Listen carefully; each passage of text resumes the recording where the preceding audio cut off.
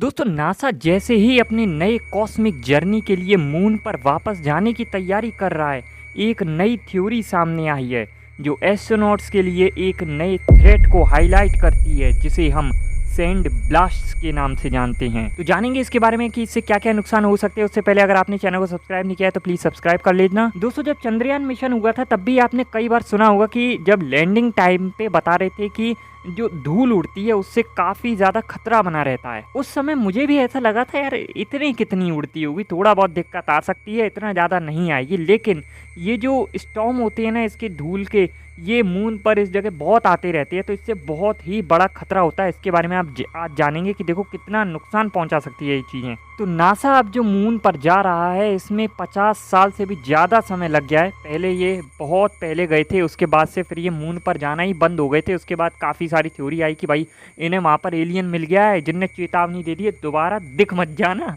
तो खैर अब दोबारा जाने की इनकी तैयारी है। तो दोस्तों यूनिवर्सिटी ऑफ सेंट्रल फ्लोरिडा के फिजिसिस्ट फिल ने साइंटिफिक अमेरिकन से बात करते हुए लेटेस्ट फाइंडिंग्स पर रोशनी डाली है रिगार्डिंग टू लूनार डस्ट। तो ये लूनार डस्ट जो मेगा टॉक्सिक और रैपिडली मूविंग होते हैं, इन पार्टिकल्स को सैंड ब्लास्ट के नाम से जानते हैं। और फिल ने कहा है कि ये फाइंडिंग सजेस्ट करती है कि एस्ट्रोनॉट को सर्वाइवल के लिए बेटर सेफ्टी स्टैंडर्ड की ज़रूरत होगी। तो ये जो सैंड ब्लास्ट है ये एस्ट्रोनॉट्स और उनके इक्विपमेंट्स के लिए हैजार्डस हो सकती हैं। पहले जानते हैं कि किस प्रकार से ये नुकसान पहुंचा सकते हैं। दोस्तों मून की सरफेस पर फाइन शार्प डस्ट पार्टिकल्स होती हैं जो हार्मफुल हो सकते हैं। ये पार्टिकल्स वॉल्केनिक ग्लास से बने होते हैं जो स्पेस सूट और इक्विपमेंट्स को डैमेज कर सकते हैं।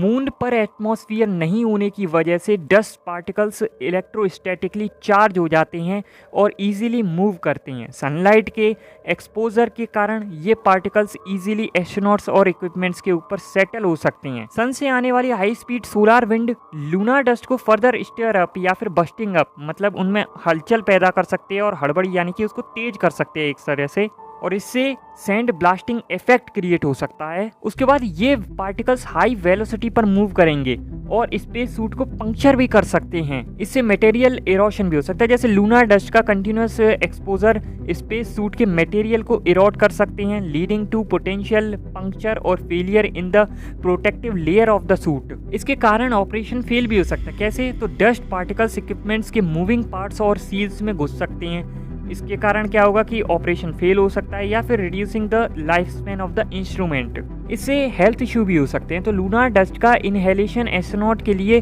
डेंजरस हो सकता है। ये पार्टिकल्स लंग्स में जाके रेस्पिरेटरी इश्यूज कॉज कर सकती हैं। तो इससे बचने के लिए फ्यूचर लूनार मिशंस में एडवांस स्पेस सूट डिज़ाइन और प्रोटेक्टिव मेजर्स इंक्लूड करना जरूरी होगा to safeguard against dust related damages. और इसके लिए मैंने शायद एक वीडियो भी बनाई है कि जो इलॉन मस्क है उन्होंने एक आयरन मैन जैसा सूट बनाया है स्पेस के लिए। उसका वीडियो भी आपको आई बटन में मिल जाएगा, जाकर देखना चाहो तो देख सकते हो। लूनार हैबिटेट्स को डस्ट फ्री रखने के लिए कुछ ऐसे सिस्टम भी डिजाइन करने पड़ेंगे जो एस्ट्रोनॉट हो गया या फिर कोई भी इक्विपमेंट्स है उसको क्लीन रख सकें। इसके लिए साइंटिस्ट कंटिन्यूसली रिसर्च कर रहे हैं टू अंडरस्टैंड लूनार डस्ट के प्रॉपर्टीज और उसके इफेक्ट्स। जब ये जान जाएंगे तो उसके बाद न्यू मटेरियल्स और टेक्नोलॉजीज डेवलप किए जाएंगी टू मिटिगेट दीज रिस्क, इन रिस्क को कम करने के लिए। और इसके लिए स्ट्रेटजी भी प्लान करनी होगी। मिशन प्लानर्स को लूनार लैंडिंग्स और एक्टिविटीज को ऐसे एरियाज में प्लान करना होगा जहां डस्ट एक्सपोजर कम हो। इसके लिए ही मैंने बताया था चंद्रयान मिशन में भी